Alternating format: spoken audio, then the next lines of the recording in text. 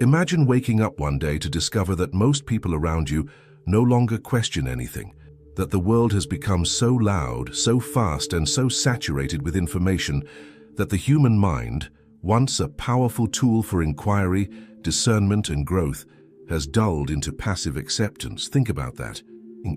What happens to a society where critical thinking vanishes, where the ability to reason, challenge, and reflect is replaced by instant reactions, surface-level opinions, and collective echo chambers?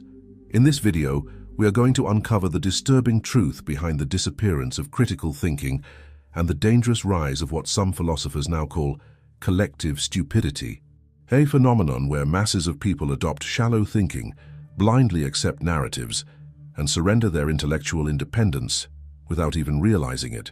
And at the end of this journey, we will uncover the most powerful and urgent truth of all, one that could determine whether we reclaim our minds or lose them entirely to a system designed to keep us comfortably numb. But before we dive deep, take a moment to subscribe to the channel, leave your like and share your thoughts in the comments. The content you're about to experience may challenge your perceptions and even shake the very foundations of how you see the world. Share this with those who dare to think and who still believe that truth is something worth seeking. Let's begin with an uncomfortable truth. Thinking is hard, and in today's world, it's often discouraged.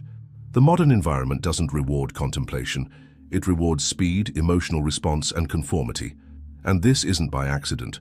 From algorithms that feed you only what you want to hear, to educational systems that prioritize memorization over exploration, society is actively conditioning us away from critical thought.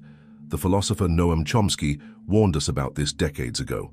In his analysis of media and propaganda, he explained how power structures rely on what he called the manufacturing of consent. In other words, when people are trained to consume without questioning, to agree without understanding, they become easy to manage and even easier to deceive. Critical thinking, once considered a fundamental human skill, is now seen as inconvenient. It gets in the way of outrage culture. It slows down online debates. It challenges ideologies. It dares to ask, but is this really true? And in a world obsessed with being right, simply asking that question is seen as dangerous. But how did we get here? The problem runs deep. One of the key drivers is the information overload we all experience daily. According to neuroscientist Daniel Levitin, the average person today processes 5 times more information per day than they did just a few decades ago. We are bombarded with notifications, messages, breaking news, opinions, ads, and updates every waking moment. Our minds were not built for this kind of input. When the brain is overwhelmed, it shortcuts. It starts to rely on mental habits, cognitive biases, and groupthink to navigate complexity. Rather than evaluate ideas critically, it looks for cues from others, especially from peers, influencers, or perceived authorities. This is called social proof, and while it's a natural survival mechanism, it can be easily manipulated. Think of how often you've seen an online post with thousands of likes and comments and assumed it must be true or important. That's not reason speaking, that's a psychological shortcut, and it's one of the reasons collective stupidity spreads so easily. Not because people are unintelligent, but because they're being conditioned to follow signals instead of reason. Another disturbing trend is the decline of reading, especially deep reading. Neuroscientist Marianne Wolf describes how our brains are being rewired by digital media. We now skim more, jump between tabs, and struggle to maintain focus on longer texts. But here's the catch. Critical thinking requires sustained attention. You cannot analyze, reflect, or truly understand if your attention span is constantly fractured. Ask yourself, when was the last time you read an entire article without checking your phone? When was the last time you paused after hearing something provocative to think rather than react? These small habits, once common, are vanishing. The late Carl Sagan, one of the great minds of the 20th century, once warned, "We live in a society exquisitely dependent on science and technology, in which hardly anyone knows anything about science and technology." His concern was not just ignorance, but the erosion of the ability to think critically about the systems we depend on. In a world full of opinions, hot takes, and ideological warfare, the greatest rebellion is the quiet act of thinking clearly. But the problem isn't just technological or educational, it's also emotional. Critical thinking is uncomfortable. It forces us to admit that we don't know everything. It challenges our egos. It can lead us into cognitive dissonance, where our cherished beliefs clash with new evidence. And in a culture that values certainty, confidence, and identity above all, this is deeply threatening. So instead of thinking, we defend, we retreat into our tribes, we repeat mantras, we cancel, we avoid, we memorize slogans instead of engaging in dialectic, the kind of honest Socratic dialogue that has powered philosophical evolution for millennia. What we are witnessing now is not just a decline in thinking, it's a social shift toward mental laziness. And yet, the consequences are devastating, because when people stop thinking, they stop questioning. And when people stop questioning, they become vulnerable to manipulation, to propaganda, to fear. And the question we must all ask is this: who benefits when a population no longer thinks for itself? Stay with me, because what comes next will uncover just how deeply these forces are woven into our daily lives, and why reclaiming our capacity to think is not just a personal task, but a moral responsibility. To understand the roots of this collective decline, we must look beyond the surface and trace how certain systems have evolved, not to nurture critical thought, but to suppress it. Let's begin with the education system. John Taylor Gatto, an award-winning teacher and outspoken critic of traditional schooling, argued that modern education does not exist to create independent thinkers. In his words, the truth is that schools don't really teach anything except how to obey orders. Gatto claimed that compulsory schooling was designed during the industrial age not to enlighten students, but to prepare them for factory life, predictable, obedient, and non-disruptive. Think about that. Instead of teaching how to think, we are taught what to think. From early ages, children are evaluated not on the originality or depth of their thoughts, but on their ability to memorize and regurgitate. Conformity is rewarded. Curiosity is often treated as a distraction, and over time the message becomes clear. Follow the rules, color inside the lines, and don't ask too many questions. This pattern doesn't end in school, it only intensifies in adult life. In the workplace, in media, even in our friendships, we learn that speaking out, questioning consensus, or holding unpopular views can cost us. The fear of social exclusion, of being labeled difficult or controversial, is often enough to silence even our most pressing doubts, and so we stay quiet. But silence over time becomes complicity. The psychologist Erich Fromm observed this in his book, Escape from Freedom, where he explained how many people secretly want to surrender their freedom of thought, because true freedom comes with responsibility.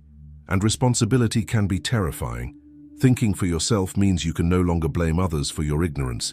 You can no longer take comfort in the crowd. You must face the uncertainty of truth, and that, for many, is too great a burden. So instead, we choose comfort. We choose distraction. We choose simplicity over complexity. And in doing so, we become easier to control. Social media has accelerated this problem to unimaginable levels. What was once a space for global connection has become a battlefield of opinion wars, outrage cycles, and algorithmic manipulation. Every platform is designed to keep you scrolling, reacting, consuming, not thinking. You are nudged constantly toward content that confirms your beliefs. You are encouraged to respond instantly, emotionally, and often angrily. The platforms reward engagement, not truth. They thrive on division, not understanding. And in the middle of all this noise, the voice of reason is drowned out. Thoughtfulness appears slow, weak, even irrelevant. Why reflect when reacting is faster and earns more likes? Philosopher Marshall McLuhan foresaw this in the 1960s. He warned that the medium is the message, meaning that the way we receive information changes how we think.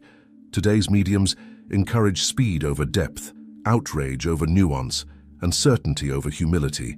Even truth itself has become distorted. In the age of misinformation, what is true often becomes less important than what is viral.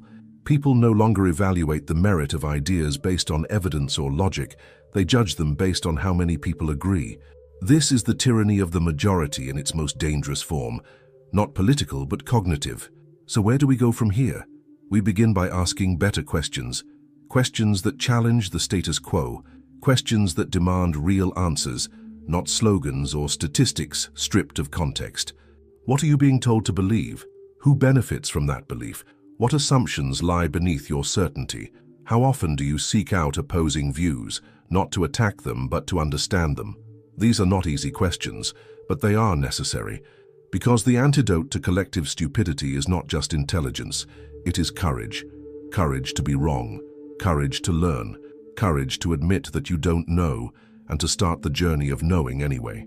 Socrates, one of the earliest champions of critical thinking, famously claimed, "The only true wisdom is in knowing you know nothing." This was not self-deprecation. It was an invitation to stay curious, to keep asking, and to remain intellectually humble in the face of a vast, mysterious world. And yet today, humility is rare, certainty is worshipped, arrogance is mistaken for wisdom. Everyone has an opinion, but few have understanding. Everyone wants to speak, but few want to listen. The irony is that true thinkers are often quiet, observant, reserved. They know that wisdom grows not from noise, but from silence, from contemplation, from deep engagement with complexity. And this is precisely why critical thinkers are often outnumbered and ignored. In a culture that rewards speed and spectacle, the slow process of thinking stands little chance. But it must not be abandoned, because once you give up your ability to think for yourself, you are no longer free. You are a puppet, your strings pulled by forces you do not see. And let us be clear, those forces are not abstract. They are economic, political, and cultural. They are the companies that profit from your addiction to mindless content, the politicians who rely on your emotional reactions, the institutions that depend on your unquestioning obedience. But when you reclaim your mind, everything changes. You become harder to manipulate. You begin to see through the illusion. You stop being a passive consumer of ideas and become an active seeker of truth. And in that act, however small, you light a fire that has burned through history in philosophers, scientists, revolutionaries, and truth-tellers who refuse to stop thinking. So the question now is this: will you do the same? Stay with me, because in the next segment, we will dig deeper into the psychology behind collective thinking. You'll discover why even the most intelligent people fall into these traps, and how the brain can be tricked into believing what it wants to be true instead of what is true. We're not done. In fact, the most important revelation is yet to come. To truly understand the rise of collective stupidity, we need to explore the battlefield within, the mind itself. Despite our faith in logic, the truth is that the human brain is far more emotional than it is rational. We like to believe we make decisions based on facts, but the reality is far more complicated. In his groundbreaking work, Thinking Fast and Slow, Nobel Prize-winning psychologist Daniel Kahneman showed that our brains operate using two systems, one fast and instinctive, the other slow and deliberate.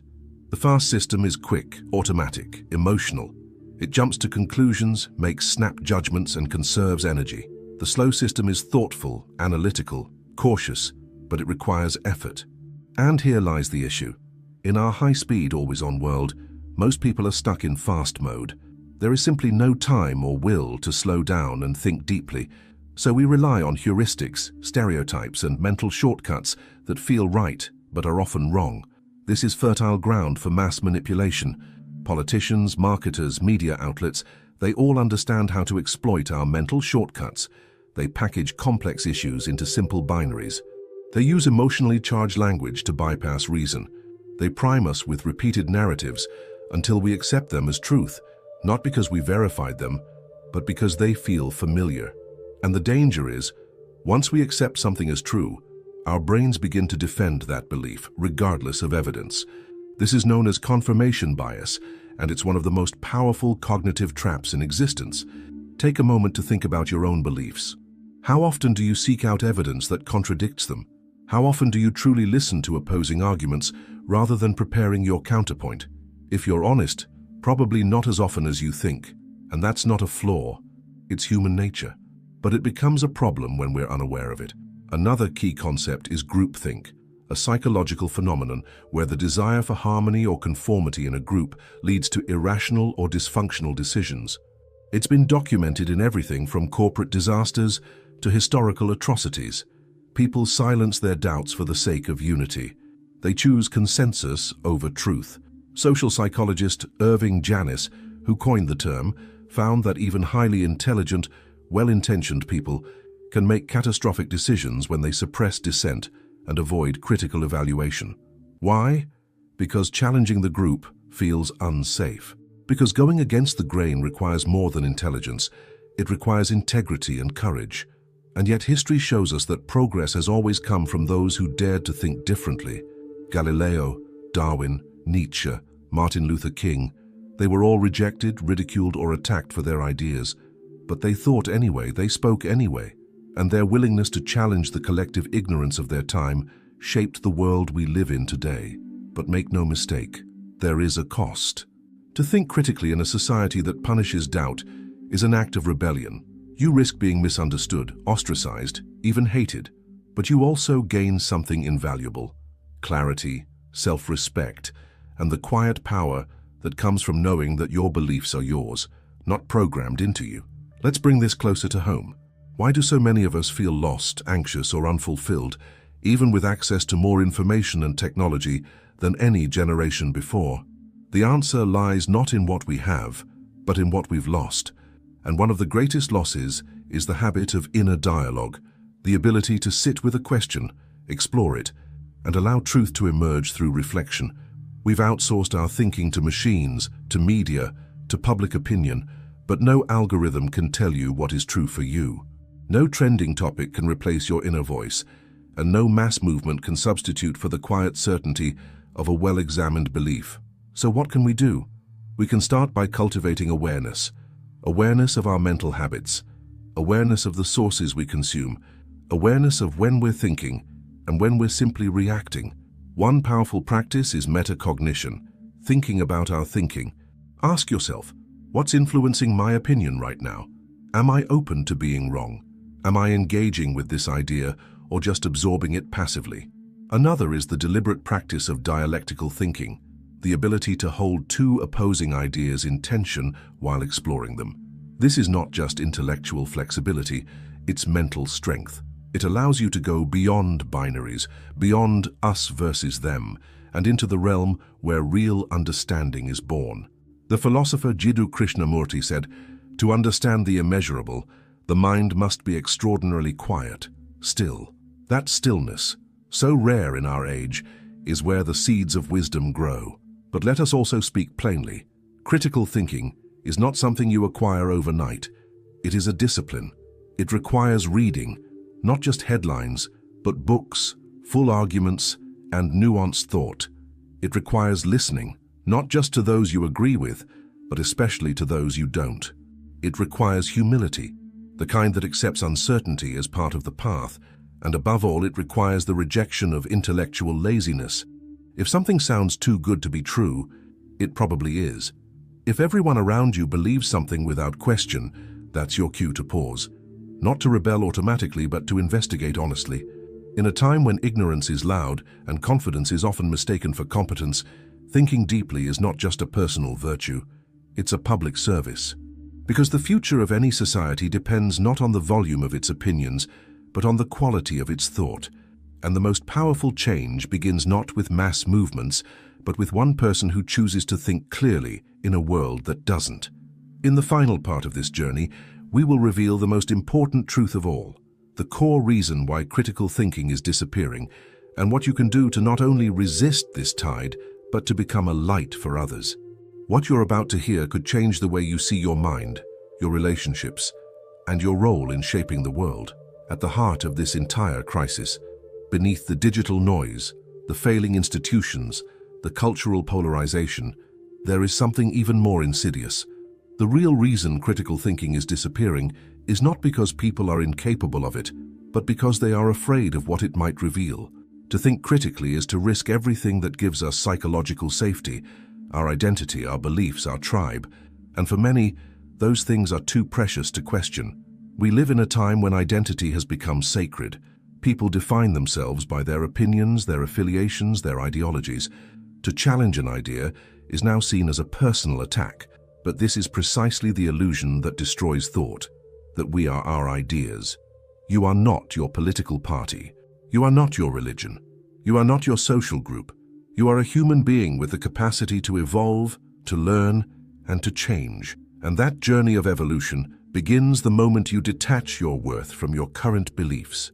The final and most important truth is this: critical thinking is not just an intellectual skill, it is a spiritual act. It is the act of honoring truth over comfort, growth over certainty, and freedom over approval. It is the quiet decision to live with your eyes open, even when the light burns. Because once you start thinking critically, you begin to see the structures that surround you, the systems of manipulation, the algorithms of control, the masks people wear. And it can be overwhelming, it can even be painful, but it is real. And reality, no matter how uncomfortable, is the only foundation upon which true freedom can be built. As philosopher and psychologist Carl Jung once said, people will do anything, no matter how absurd, to avoid facing their own souls.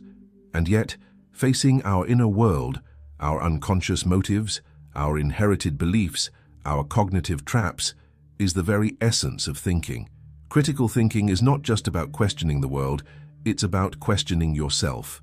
It's about asking, why do I believe what I believe? Where did this idea come from? What parts of me are afraid to let go of it? When you ask those questions honestly, a new world opens. Not just a world of knowledge, but of wisdom. And wisdom is what our society is starving for. In a culture addicted to quick answers, wisdom invites deeper questions. In a system built on noise, wisdom offers silence. In an era of mass conformity, wisdom dares to be free. This is your invitation, not just to think, but to wake up, to stop living as a product of your environment and start becoming the architect of your mind. Because no school, no system, no social media platform will do this for you. The responsibility is yours alone. And when you rise to it, something extraordinary happens. You begin to see with clarity. You begin to feel what it's like to live in alignment with truth. Not borrowed truth, not popular truth, but your own hard-earned truth. You begin to notice when manipulation is being used against you. You start seeing the difference between information and propaganda, between education and indoctrination, between connection and performance. And most importantly, you begin to lead. Not with noise, not with ego, but with depth. You become a light in a dark room, a voice of calm in a storm of outrage, a grounded thinker in a world of reactionaries. This is what the world needs now, more than ever. Not louder voices, not sharper arguments, but deeper minds. Minds that are willing to sit in complexity. Minds that are willing to say, I don't know, but I'm willing to learn. Minds that are no longer seeking to win debates, but to understand reality. If you want to change the world, start by changing the way you think. Not because it's easy, not because it's popular, but because it's right. The rise of collective stupidity is not a cause, it's a symptom. Though a symptom of fear, of fatigue, of a world too distracted to look inward. But every act of thinking clearly pushes back against that tide. Every moment you pause to reflect instead of react. Every time you ask a question instead of assuming the answer. Every time you choose clarity over comfort, you reclaim your power. So as we end this journey, remember, the most revolutionary thing you can do in this moment is not to shout, not to conform, not to repeat, but to think. Let the others sleepwalk through slogans and screens. Let them trade their freedom for validation. But not you. You are awake now. And once you awaken, you can never go back. If this message resonated with you, share it. Not because it's trendy, but because it's necessary. Leave a comment with your reflections, your doubts, your insights, because critical thinking doesn't grow in silence. It grows in dialogue. And if you're still with me, know this: you are not alone. There is a quiet revolution happening, a movement not of noise but of minds, not of outrage but of awareness, and it begins every time one person chooses to ask the harder question. Let that person be you. Stay curious, stay awake, and above all, keep thinking. Thanks for looking.